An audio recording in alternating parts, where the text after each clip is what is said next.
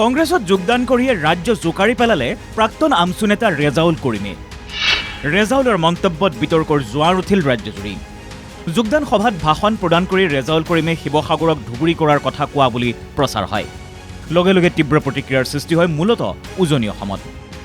লাচিত সেনা, অসমীয়া যুৱ মঞ্চ, জাতীয় সংগ্ৰামী সেনা আদি বিভিন্ন দল সংগঠনে ৰেজাউল কৰিমৰ বিৰুদ্ধে শিৱসাগৰ, ডিমৌ, আমগুৰি, লখিমপুৰ আদিত প্ৰতিবাদী কাৰ্যসূচী ৰূপায়ণ কৰে।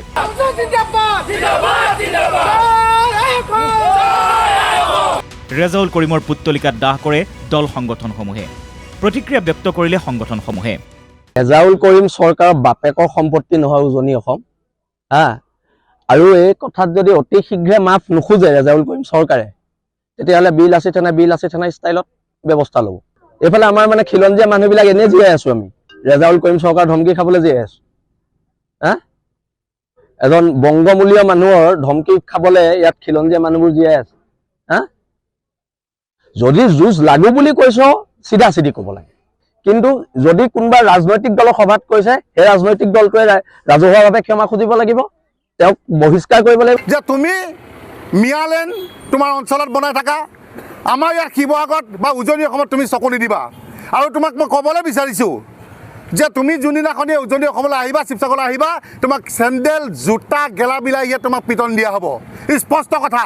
অসম চৰকাৰক দাবী জনাইছোঁ যে এনেধৰণৰ সাম্প্ৰদায়িক মন্তব্য দিয়া ব্যক্তিক গ্ৰেপ্তাৰ কৰিব লাগে। ৰেজাউল কৰিম চৰকাৰক তেখেতক সকীয়াই দিয়া হৈছে যে তেখেতক সকীয়াই দিছোঁ যাতে আপোনাৰ এনেকুৱা ধৰণৰ অসমত যদি মন্তব্য ৰাখিবলৈ হয় তেন্তে হ'লে তেখেতক হালোৱা এচাৰিয়ে পিঠি ফালি বহল কৰি দিয়া হ'ব।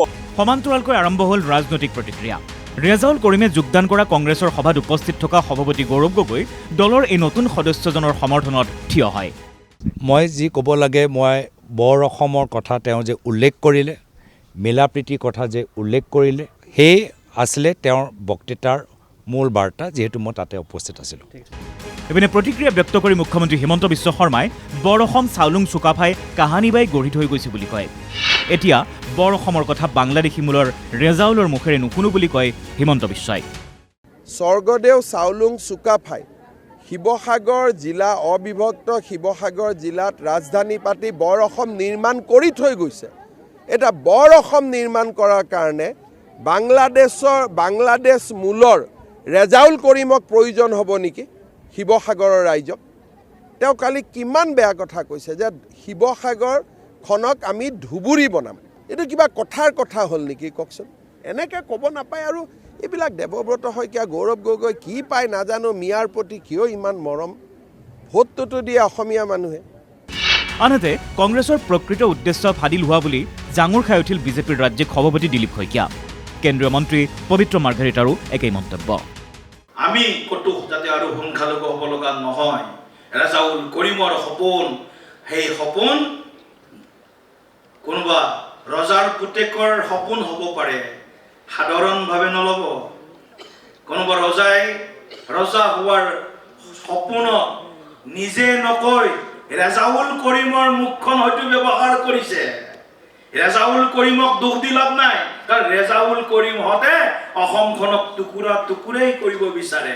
আৰু ৰেজাউল কৰিমৰ ওচৰত যিসকলে থিয় দিছে, ৰেজাউল কৰিমৰ নিচিনা ব্যক্তিক যিসকলে তেওঁলোকৰ বক্তব্যক সমৰ্থন কৰিছে, তেওঁলোকো নিশ্চয় আমাৰ সকলো অসমীয়াৰ সন্মুখত অসম বিৰোধী তেওঁলোকৰ চৰিত্ৰ প্ৰকাশ পাইছে বুলি আমি দাঁতি ক'ব পাৰোঁ। আমাৰ যিটো উজনিৰ ডেম'গ্ৰাফি, সেই ডেম'গ্ৰাফিটো ধ্বংস কৰিবৰ বাবে কংগ্ৰেছে বহুদিনৰ পৰা চেষ্টা কৰি এতিয়া মধ্য অসমত যথেষ্ট সফল হৈছে। অৰ্থাৎ কোনোবা এটা সমষ্টিত যদি হিন্দু, মুছলিম, খ্ৰীষ্টান, জৈন, যি আমাৰ নিজৰ সনাতন সংস্কৃতিৰ খিলঞ্জীয়া লোকসকলৰ প্ৰভুত্ব থকা ঠাইত মিয়া মানুহ যদি 10,000 সোমাই দিয়া হয়, তেতিয়াহ'লে ভোটৰ দৃষ্টিকোণৰ পৰা কংগ্ৰেছৰ বহুত লাভ হয়।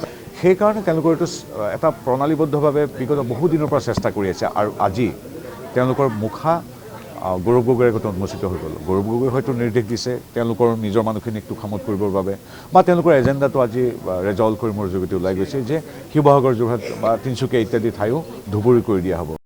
ইপিনে ৰেজাউল কৰিমক লৈ কংগ্ৰেছত মত পাৰ্থক্য পৰিলক্ষিত হৈছে। এপিচিচিৰ সভাপতিয়ে নতুন সদস্যজনৰ পক্ষ লয় যদিও বিৰোধী দলপতি তথা দলটোৰ জ্যেষ্ঠ নেতা দেৱব্ৰত শইকীয়া ৰেজাউলৰ মন্তব্যত ক্ষুণ্ণ। তেওঁৰ কিছু বিতৰ্কিত কথা বাৰ্তা আগতেও হৈছিলে, মই সেইখিনি কেতিয়াবা প্ৰতিবাদো কৰিছোঁ। কিন্তু বৰ অসমৰ সমন্বয়ৰ কথা ক'বলৈ যাওঁতে এনেকৈ বিভিন্ন জাতি জনগোষ্ঠী বা বিভিন্ন অঞ্চলৰ সন্মান, প্ৰতিষ্ঠা, গৰিমা সেইবিলাককো অপমান কৰিব নাপায়। তেওঁ কথা ক'ব জনা নাই, প্ৰথম কথা। আৰু কথা কওঁতে সাৱধানে ক'ব লাগে।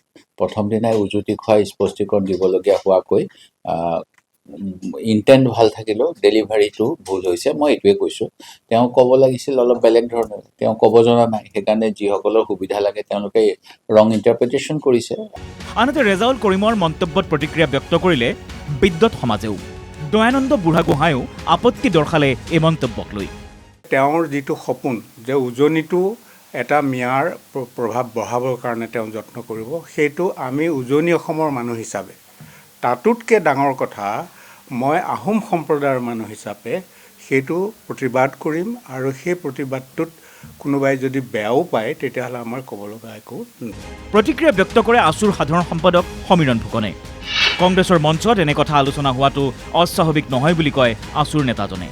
ৰেজাউল কৰিম চৰকাৰ আহিছে আমচুৰ মঞ্চৰ পৰা, যিটো আমচু অবৈধ বিদেশীৰ ৰক্ষক। NRCৰ পাইলট প্ৰজেক্টৰ কাম হিংসাত্মক আন্দোলনেৰে সৈতে বন্ধ কৰি যিসমূহ সন্দেহজনক নাগৰিকক তেওঁলোকে নাগৰিকত্ব প্ৰদান কৰিবৰ কাৰণে, ইয়াত সকলো সা সুবিধা প্ৰদান কৰিবৰ কাৰণে তেওঁলোকে সংগ্ৰাম অব্যাহত ৰাখে।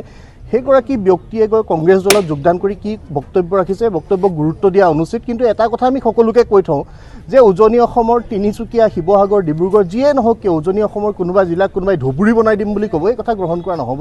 আৰু তেনেকুৱা ধৰণৰ অপশক্তিসমূহক এনেকুৱা ধৰণৰ দুঃসাহস নকৰিবৰ কাৰণে আমি সকীয়াই দিছোঁ। আৰু কংগ্ৰেছ দলটো যে অবৈধ বিদেশীৰ ৰক্ষক দল, তেওঁলোকে পুনৰবাৰ প্ৰতীয়মান কৰিলে তেওঁলোকৰ মঞ্চত এনেকুৱা কথা বতৰাই আলোচনা হ'ব। ৰেজাউল কৰিমৰ যি মন্তব্যক লৈ ৰাজ্যত প্ৰতিক্ৰিয়াৰ সৃষ্টি হৈছে, সেই মন্তব্যৰ কিয়দংশ শুনোৱা হওক। প্ৰকৃততে তেওঁ কিনো কৈছিল। লগতে ৰাজ্যজুৰি প্ৰতিক্ৰিয়া হোৱাৰ পৰিপ্ৰেক্ষিতত ক্ষমা খুজিলে পাছত কংগ্ৰেছী ৰেজাউল কৰিমে।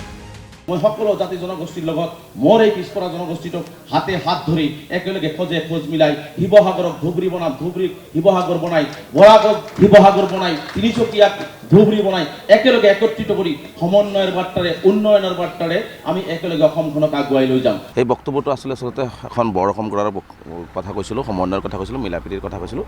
তাতে এটা লাইন আছিলে, তাতে এটা কথা কোৱা হৈছিলে যে শিৱসাগৰৰ উন্নয়ন ধুবুৰীত হ'ব লাগিব আৰু একেধৰণে শিৱসাগৰৰ ধুবুৰী শিৱসাগৰ হ'ব লাগিব। এই কথাটোত আচলতে বহুতেই আপত্তি কৰিছে, বহুতে বিভিন্ন ধৰণে এই কৰিছে। কিন্তু এই কথাটো কোৱাৰ মোৰ লক্ষ্য আৰু উদ্দেশ্য এইটোৱে আছিলে যে আমি সকলোৱে মিলাপ্ৰীতিৰে, সমন্বয়েৰে, উন্নয়নেৰে আমি অসমখন আগুৱাই লৈ যাব লাগে।